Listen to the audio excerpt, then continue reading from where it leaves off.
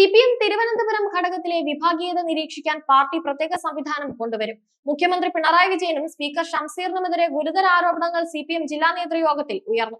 Mayor Arya രാജേന്ദ്രനെ ലക്ഷ്യമിട്ട് ചിലർ നടത്തിയ കടന്നാക്രമണങ്ങൾക്കും ഗ്രൂപ്പിസത്തിന്റെ പ്രതിച്ഛായയുണ്ടെന്നാണ് സിപിഎം ഔദ്യോഗിക നേതൃത്വത്തിന്റെ വിലയിരുത്തൽ.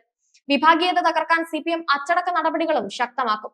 മേയർക്ക് പൊതുസമൂഹത്തിൽ അവമതിപ്പുണ്ടാക്കും വിധം ചർച്ചകളും വാർത്തകളും എത്തി.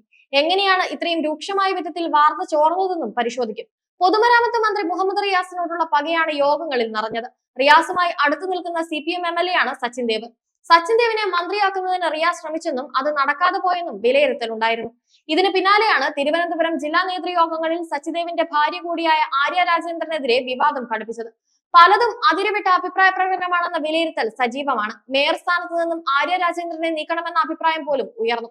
അതിനിടെ KSRTC ബസ് ഡ്രൈവറുമായുള്ള റോഡിലെ തർക്കത്തിൽ CCTV ദൃശ്യങ്ങൾ അടങ്ങിയ മെമ്മറി കാർഡ് കിട്ടാത്തത് നന്നായി എന്ന തരത്തിൽ ജില്ലാ കമ്മിറ്റിയിൽ അഭിപ്രായം ഉയർന്നതായി വാർത്ത വന്നിരുന്നു. ഇതെല്ലാം വലിയ തോതിൽ ചർച്ചയായത് മേയർക്ക് മോശമായി. ഇതെല്ലാം പൊതുമരാമത്ത് മന്ത്രി റിയാസിനോടുള്ള പകയാണെന്ന അഭിപ്രായവും സജീവമാണ്. ഈ സാഹചര്യത്തിലാണ് തിരുവനന്തപുരത്തെ പാർട്ടി നേതാക്കളുടെ പ്രവർത്തനങ്ങൾ നിരീക്ഷിക്കാനും പരിശോധിക്കാനും പ്രത്യേക സംവിധാനം കൊണ്ടുവരുന്നത്. ഒരു കാലത്ത് VS അച്യുതാനന്ദന്റെ കോട്ടയായിരുന്നു തിരുവനന്തപുരം. മലപ്പുറത്തെ പഴയ സമ്മേളനത്തിലാണ് പിണറായി CPM-ൽ തലയെടുപ്പുള്ള നേതാവായത്. VS പക്ഷത്തെ വെട്ടിയെറിഞ്ഞ ആ സമ്മേളനത്തിൽ VS-നൊപ്പം നിന്ന ജില്ലകൾ പിണറായിക്കൊപ്പം എത്തി. തിരുവനന്തപുരത്ത് നിന്നുള്ള ആനാവൂർ നാഗപ്പന്റേതായിരുന്നു മലപ്പുറം സമ്മേളനത്തിലെ VS-നെതിരെയുള്ള ആദ്യ പ്രസംഗം. ആ സമ്മേളനത്തിൽ ആനാവൂർ CPM സംസ്ഥാന സമിതിയിലെത്തി. അതിനുശേഷം പിരപ്പിൻകോട് മുരളിയെ കടകംപള്ളി സുരേന്ദ്രൻ ജില്ലാ സെക്രട്ടറി മത്സരത്തിൽ തോൽപ്പിച്ചു. ഇതോടെ പിണറായിക്കൊപ്പം തിരുവനന്തപുരം ജില്ലാ നേതൃത്വം അടിയുറച്ചു നിന്നു. അതിനിടെ തോമസ് ഐസക്കിനെ പോലുള്ളവർ ഭരണവിരുദ്ധ വികാരം ചർച്ചയാക്കി ഫേസ്ബുക്ക് പോസ്റ്റ് ഇടുന്നു.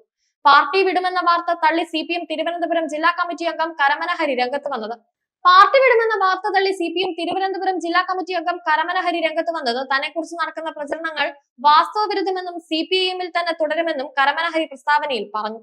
തന്നോട് പാർട്ടി വിശദീകരണം തേടിയിട്ടില്ല. CPM വിട്ടുപോകുമെന്ന് ബോധപൂർവം പ്രചരിപ്പിക്കുകയാണെന്ന് കരമന ഹരി പറയുന്നു. ഒരു കേന്ദ്രത്തിൽ നിന്ന് ദുരുദ്ദേശത്തോടെ പ്രചരിപ്പിക്കുന്ന തെറ്റായ വാർത്തയാണിതെന്നും കരമന ഹരി വിശദീകരിച്ചിട്ടുണ്ട്. CPIM പ്രവർത്തകനായി തുടരുമെന്നും കുപ്രചരണങ്ങളും വ്യാജ വാർത്തകളും തള്ളിക്കളയണമെന്നും കരമന ഹരി വ്യക്തമാക്കി. ഈ സാഹചര്യത്തിൽ വാർത്താ ചോർച്ചയിൽ അന്വേഷണം നടത്താനാണ് CPM-നുള്ളിലെ ആലോചന.